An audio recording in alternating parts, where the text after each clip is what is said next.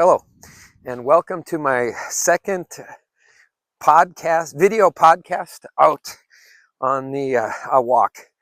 For those who are just encountering this on the web, I have a regular podcast, some 300 episodes on the Unemployed Idealist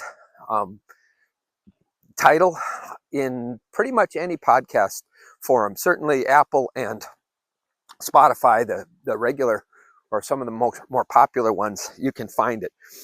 And so I am making a point of when I have the opportunity to come out and walk in this beautiful environment where I get to take my walks. I decided that instead of just having the audio portion, I would try to incorporate a video portion. I'm interested in whether that appeals to people, and I am not interested in you, like I said before, watching a video instead of taking a walk yourself. So I still like audio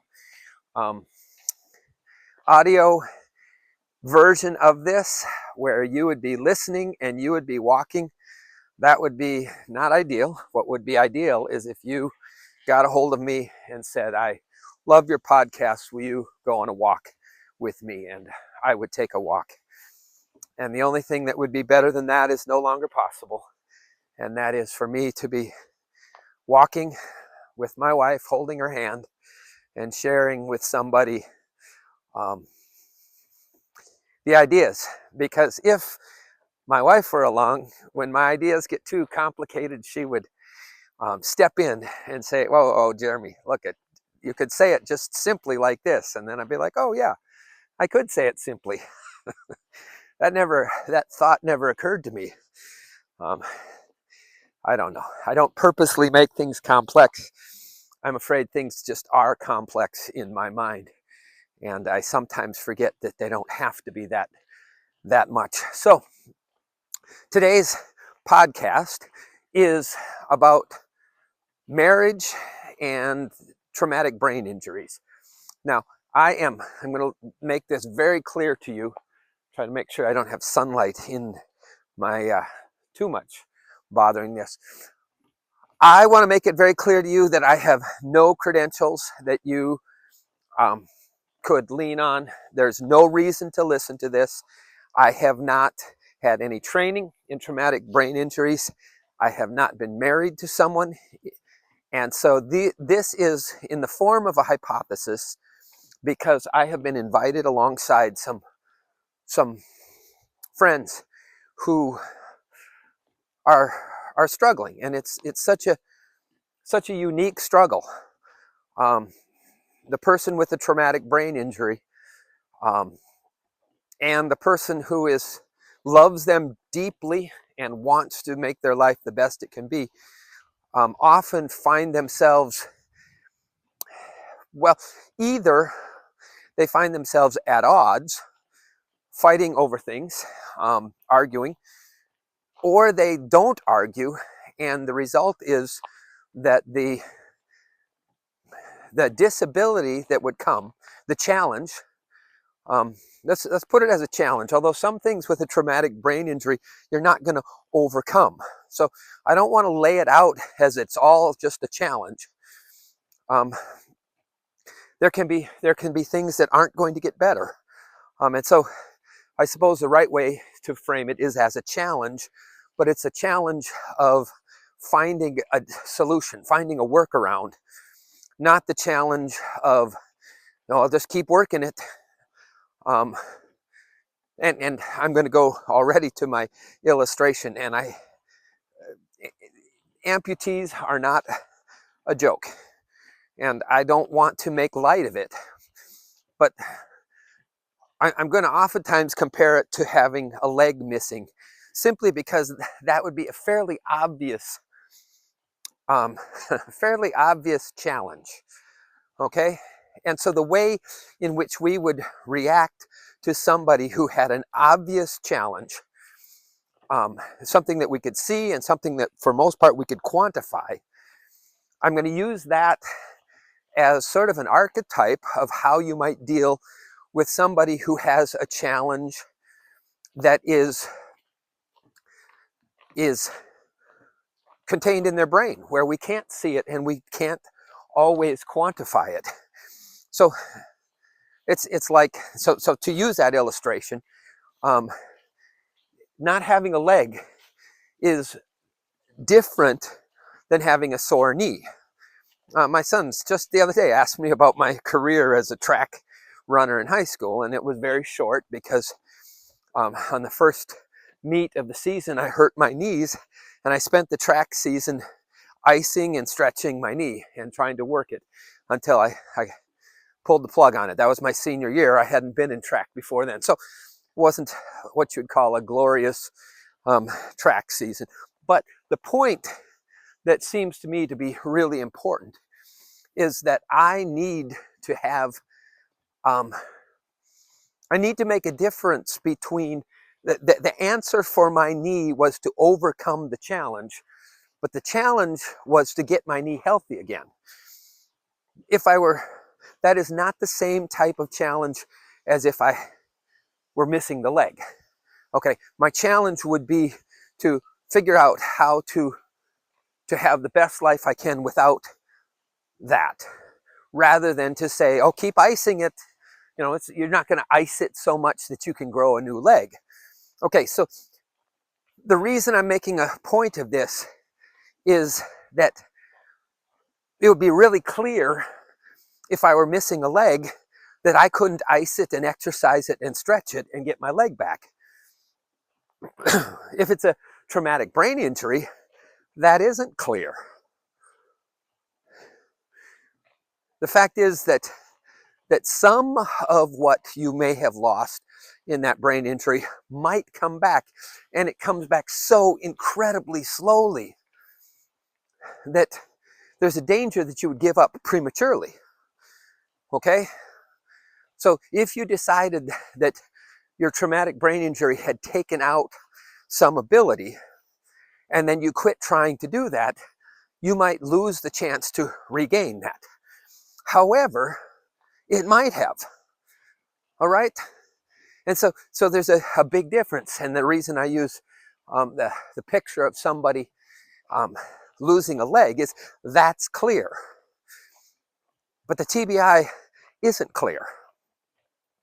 And so that forces you into a daily dilemma. And that is this that I'm trying to do something which I need to push myself to do? Or is this something which people need to understand I can't do? Now, that requires a constant, I would say, a constant renegotiation. You don't get to you don't get to answer that once and for all. And the person for whom it is most important that you answer it is your closest partner. So if you are married, it is your spouse that needs to have some mechanism to know whether what you need today is to push yourself, or whether you need today to be, for the people around you to recognize that you can't do it. So let's go with riding a mini bike or riding a unicycle. I don't know if this is a good illustration, but I always tend to seek an illustration. So imagine the person with one leg missing. They have a different sense of balance. That's their body calibrated over many years to having a weight distribution that is no longer the weight distribution that they have. Okay, so the first time, I don't know, this is totally made up, but bear with me. So the first time they ride the mini bike, it's very frustrating. None of the balance points that they were used to are normal for them. And so the person who wants to have them as a mini bike riding partner needs to be very patient and encouraging, and needs to say, well, let's work on it. Let's try it again. Let's do this. Let's try our best. And, oh, hang on just a second. Sorry about that. I'll put it this way. You're lucky to have a podcast if you like this. There's probably not going to be video editing anytime soon. So when something comes up and I need to address it, I'll probably just have to address it the best I can and pause the camera, and then I probably won't cut this out. And now I'm making the disruption longer. But anyway, just pay no mind. So if you are riding a mini bike and you want a mini bike riding partner, then what you're going to need to do is be patient, but a little bit insistent. You're going to need to say, no, don't give up. Don't give up. We can make adjustments. You can overcome the disruption to your balance. Okay, but if the person wants you to be their unicycle riding partner, maybe the right answer is to say, you ride unicycle, I'll watch and I'll clap for you. Okay, because that might, now I know what'll happen. Well, what I wish would happen is that about 1,000 of you would get on the comments and send me links to one-legged unicycle riders, because there probably are, and they probably have videos. And if 1,000 of you did that, it would at least mean that I had 1,000 of you watching me. So I wouldn't mind. But I think you could see the point. The point is that learning to balance again is useful, but trying to ride a unicycle might be something that would be unreasonable for your partner to expect that. And that would be with an obvious challenge, like you're missing a leg. Okay, so then the same thing would be the case with the TBI, is you have a partner that has a challenge. And some of the things that you want them to do are going to take patient insistence. And some of the things are going to take you understanding they can't do it. And if you get it wrong and you start with patient insistence, you can alienate them. But if you get it wrong the other way, you could take away an awful lot of their sovereignty. If you immediately said, oh, well, you can't do that, you only have one leg. You can't do that. You can't ride a unicycle. You only have one leg. Well, you probably can't ride a bicycle. Well, you probably can't ride a mini bike. Well, you probably can't even juggle. And you might like that for a while until someday you realize that, hey, I could have learned to juggle. There's nothing about not having a leg that makes that a problem. And I'm purposely trying to make this as absurd as I can, but I hope it illustrates the point. So the person with the traumatic brain injury is caught in this dilemma. And that is, how do I make sure that people aren't expecting things of me which cannot happen? And yet at the same moment, there's this very tiny line that requires of me that I want them to be patiently insistent. So there's a domain of patient insistent, and there's a domain of understanding and covering this for me. Okay, but there's also another problem that comes up when you're working with a partner. The partnership, if it's ideal, has to be reciprocal. It has to be a partnership that benefits both people, not in the same way, but the benefits that you offer to your partner and the benefits that they receive are need to, over time, not on any given day, but they need to equal each other out so that your participation together is invitational. It's not that you promised it and now you're stuck with this person. You didn't even know what a TBI was when you asked this person out, and now you made certain promises and you're stuck with it. That is not at all the purpose of the promise. And we might talk about the purpose of the promise, but I'm going to leave that for now. The point is that you are, as the person facing this challenge, you have this very difficult line to find. It's the line between where do I want them to be patiently insistent and where do I want them to understand that I will never grow another leg. That's a difficult line to find. Now, that line has a flip side because you're in this partnership and this partnership needs to be reciprocal. You need to make sure that your partner knows that there are some times when I'm going to need you to ride the unicycle. I can't do it. I can't ride the unicycle 10%. My contribution to unicycle riding is 0. Well, encouragement. But I can do very little besides encouraging you. You're going to have to carry that burden yourself.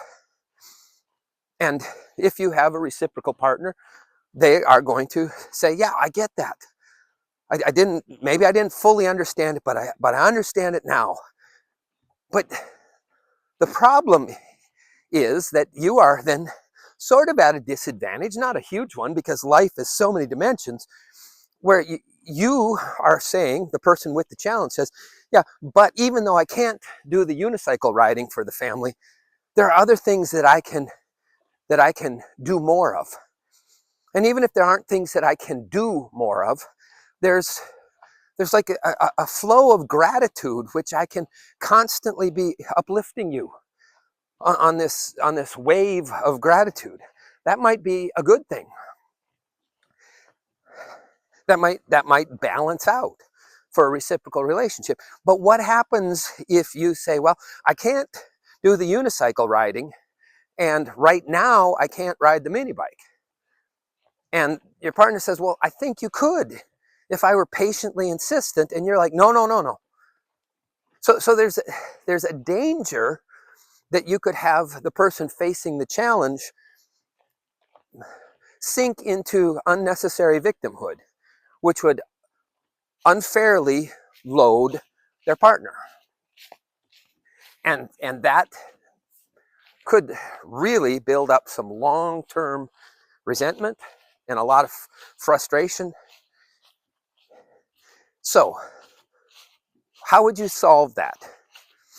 Well, like I said, it's going to take an aggressive negotiation. You're going to have to figure this out, and you're going to have to renegotiate a lot. You're not going to get it right the first time. And that's an important thing.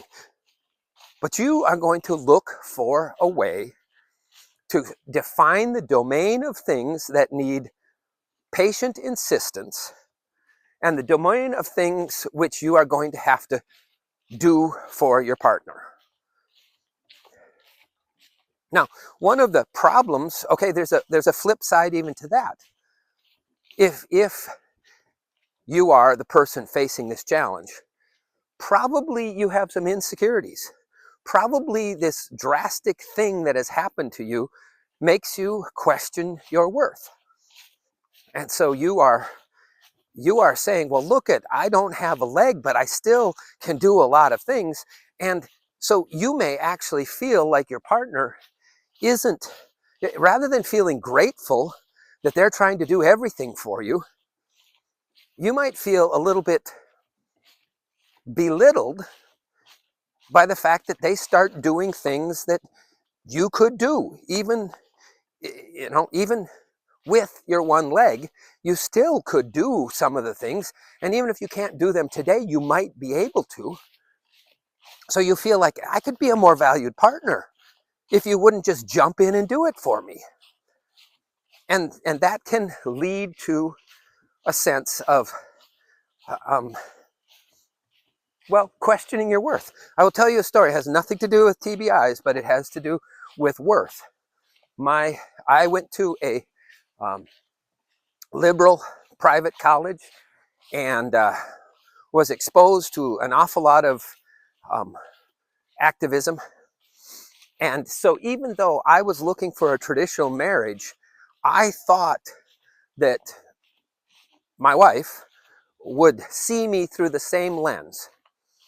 And so I wanted to make sure that I never demanded things of her.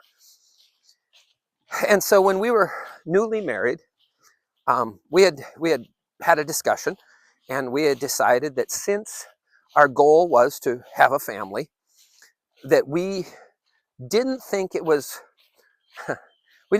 reasonable to assume that if Mary and I both worked really hard for a couple of years, that we would like build up a nest egg that would help us once we had kids. We suspected, and I still think it was the proper evaluation, we suspected that if we were to have two incomes, we would just get used to the standard of living of two incomes. And then when we had a child, two things would happen. We would lose one of our incomes and we would increase our expenses.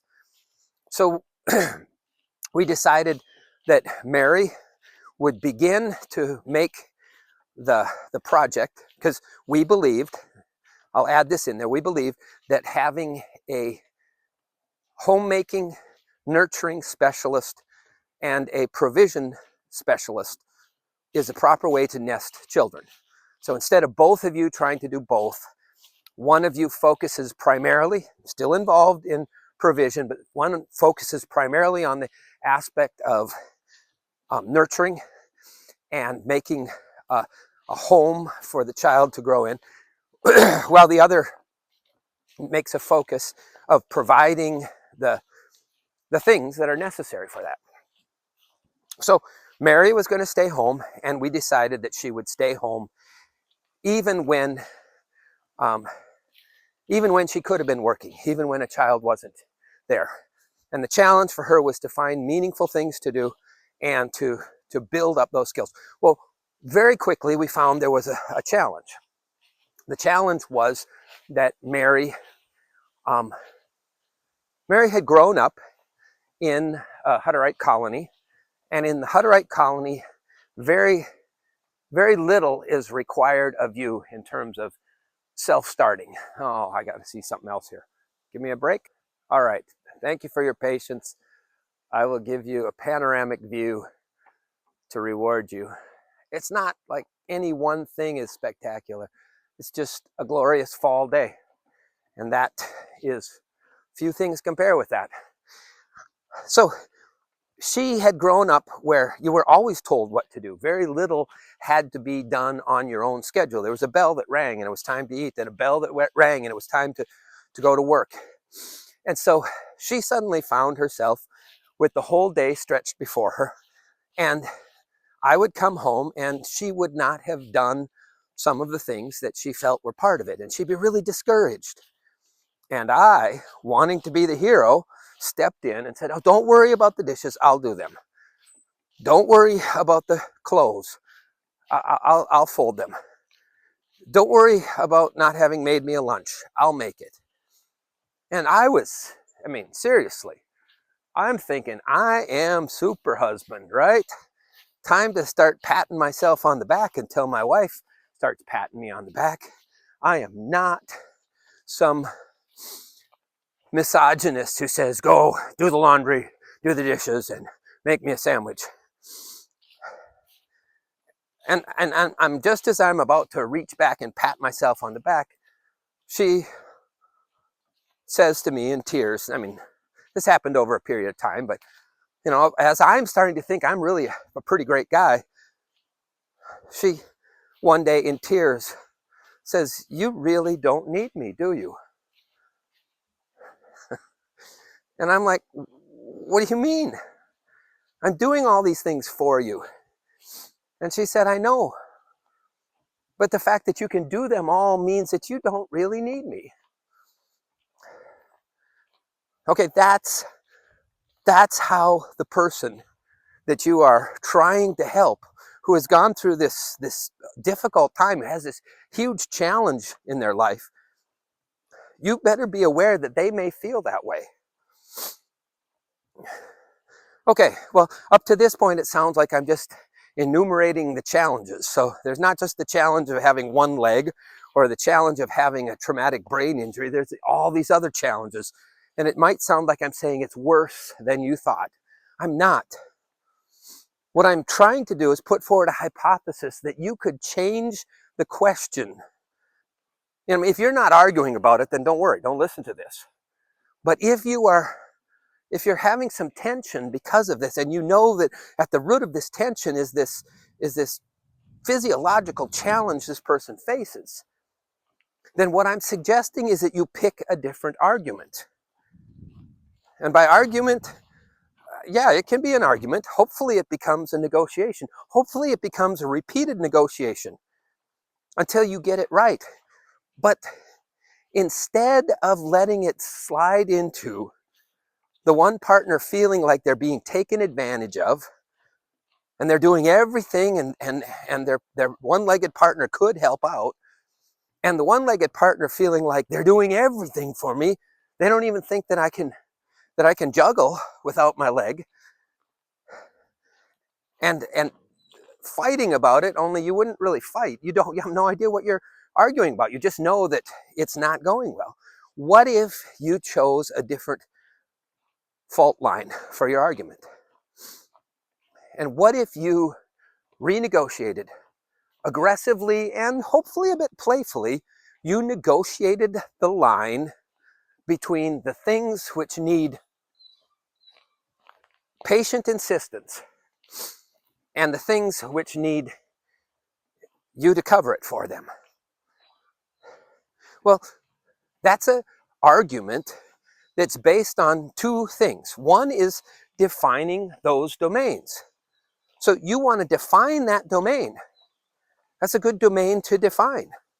You know, what is it specifically that I can't do without a leg, or in the area of a traumatic brain injury?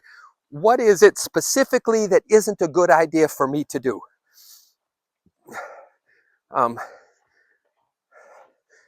There are injuries which sort of skew your judgment onto how good an idea is.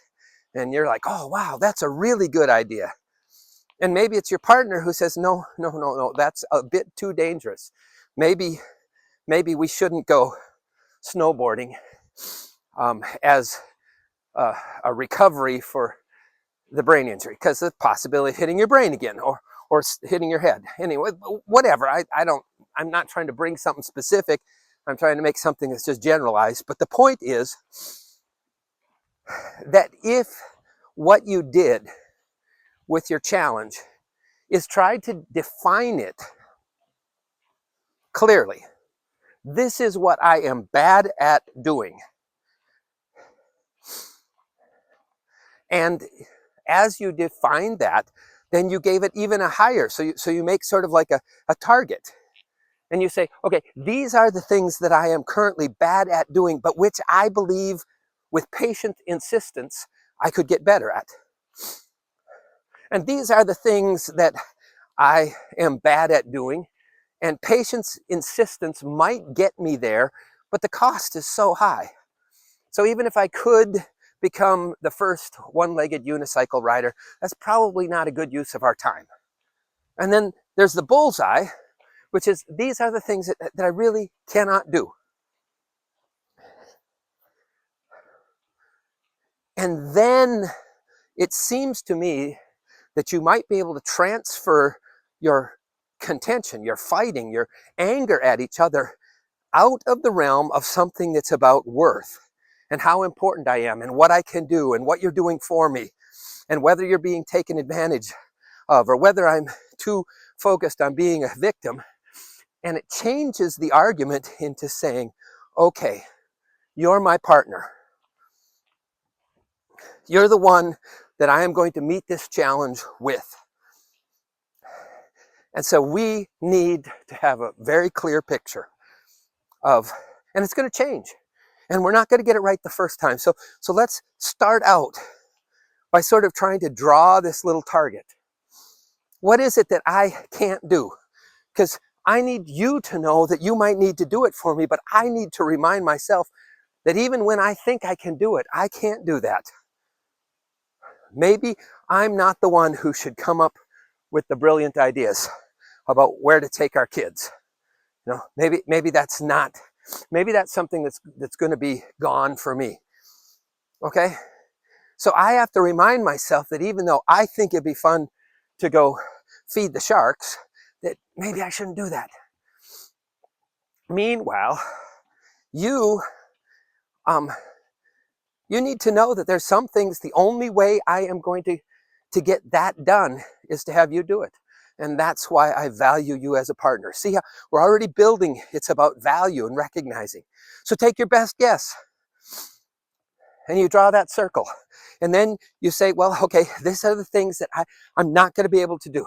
And you won't get it right, but you get an idea, and then you'll draw your second circle.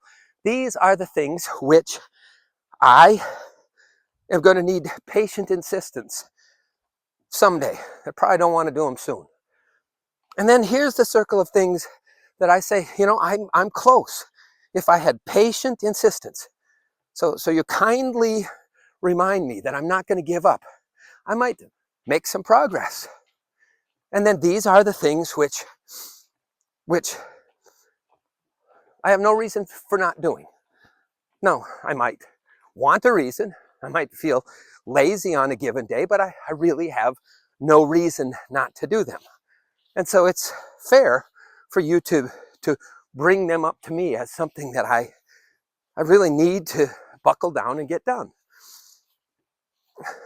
Okay, so there's your little drawing. You did the best job you could. It's someday you're going to look back at your first drawing and say, well, that's hilariously inaccurate, but it was better than nothing. So then what happens? 3 days later, you find yourself irritated, angry with each other.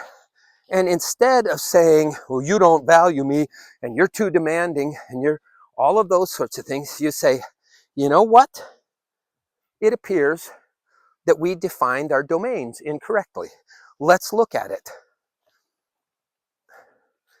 And you have a profitable discussion on the same topic. So you go and you say, I see. Here's where I ignored the lines. Here's where I wasn't patiently insistent. I was impatiently insistent. Here's where I demanded that you do something which, boy, we're not going to be able to do unless we invest a whole lot of time and energy. And here, I was expecting you to do something that you aren't going to be able to do.